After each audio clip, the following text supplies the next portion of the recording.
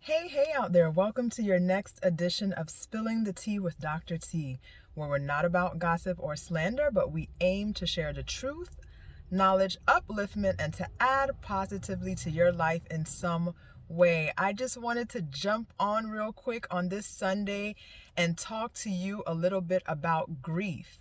You know, with COVID-19 in the past little over a year and a half, a lot of us have been experiencing grief in a large amount. Many people have lost loved ones, co-workers, people close to them. More recently, it seems that people that are closer to me have, gone through some losses and lost loved ones. And as I was thinking about a good friend of mine who lost her mom about a month ago, I was reflecting on how well she's doing despite everything that happened. Her and her mom were very close. She was like the primary person in her life. And I was just reflecting on how she's just been grieving well. So today I'm going to speak specifically about grieving the loss of a loved one. Of course, there's different types of grief, but wanted to talk specifically about grieving the life of a loved one. And in another post, I'll talk about other types of grief. But on Spilling the Tea with Dr. T today, the tea is that you have to grieve well. There's actually a way to grieve well. There's an unhealthy way to grieve, and then there's healthy ways to grieve. And so I want to just talk briefly about healthy ways to grieve. And to grieve well, there's really 4 things you want to do. You want to feel it out. You want to get everything out. You want to reach out, and you want to sit out. And I'm going to explain what all of that means. So the first thing in grieving well is that you want to feel everything out. You know, psychologists have come up with what they call the 5 stages of grief. And these are different stages that as we grieve, especially the loss of a loved one, we kind of go through these different stages or patterns that we feel. And I'm not going to go too deep into that, but they're basically denial, anger, bargaining, depression, and acceptance. And really quickly, so when we lose, someone we love, a family member, a friend, a coworker, you may deny that it happened. You may, just think this isn't real. No, the person can't be dead. It's like going into this phase of shock and numbness. Then the next phase may be that you're angry, and that anger is normal. Doesn't mean that you're a bad person or dysfunctional. You could be angry at God or whoever you believe, the higher being is. You're angry at family members. You can be angry at the doctors and the medical team that took care of the person. You may be angry at the person who died and wondering why they left. So that's normal. The third thing is bargaining, and bargaining means that you're just bargaining through the pain. And in that stage, there's a lot of ifs and what ifs. Like, what if, I had seen the signs of this person getting cancer? Or what if, the doctors had, found this earlier? So it's just a way of trying to go back into the past and right the wrong and bargain your way through the pain.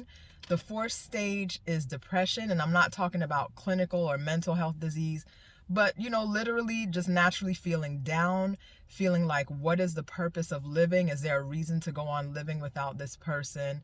Withdrawing from everyone, just really feeling sad on a regular basis.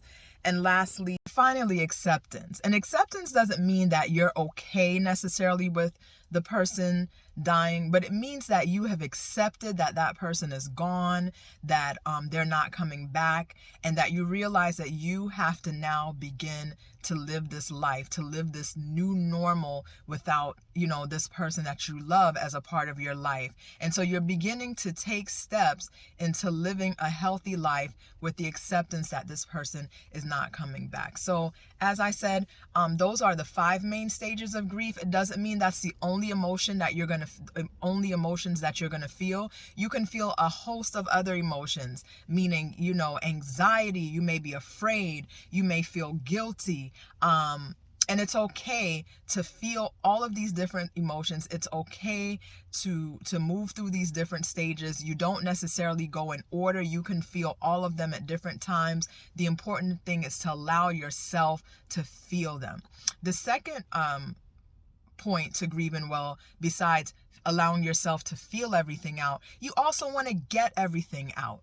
Get everything out. I know people who have lost loved ones and they have suppressed their grief. And what happens is when you do that, when you don't get it all out, when you don't allow yourself to feel these emotions, to talk to people, to vent, is that you can develop unhealthy behavior and unhealthy emotions later on in an unexpected way. It may come out as rage, it may come out as really unhealthy anger, and you're not prepared to or even recognize that those unhealthy emotions that are coming later on is because you didn't get out or feel out your grief. So you want to feel everything out, you want to get everything out. The third thing you want to do to grieve well is that you want to reach out. Don't be afraid to get help or support in your grieving. It can be a trusted friend, family member, coworker that you cry to, that you vent to, that you talk out your thoughts and your feelings with. Don't be afraid to get professional help. A therapist may be good at this point to speak with, and they also have grief counseling groups, grief counseling webinars online, and seminars where people who are going through grief of loved ones can kind of come together and support each other and get their feelings out. And then the last thing is sometimes as you're grieving, you got to sit out. You may have to sit out from certain responsibilities, and that's okay. It doesn't mean you're lazy. It doesn't mean you're a failure. It means that you're taking the intentional time to deal with your grief and to keep your mental health healthy. So it may mean, if you have kids, if you have the luxury of family members or grandparents who can take the kids for a weekend or for a little bit so you can grieve, in peace and silence, send those kids away. It may mean taking some time off work. Now, for some people, going back to work immediately and keeping their minds occupied does help them with their grief. But if you're the kind of person where, you need to, get away from the responsibilities and the pressures of work to deal with what's going on, sit out for a little bit. Sit out from church responsibilities. Sit out, from your nonprofit work. Sit out from whatever you need to sit out to grieve well. So on Spilling the Tea with Dr. T the tea is be intentional about grieving well.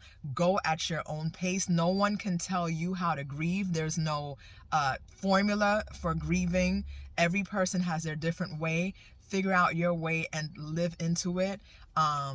You want to feel everything out, get everything out, don't suppress it, reach out to people, reach out for help, and sit out sometime from those responsibilities so you can take care of you. Have a truly blessed day, make it an intentionally good day, and until next time, grace, peace, and love. Bye-bye.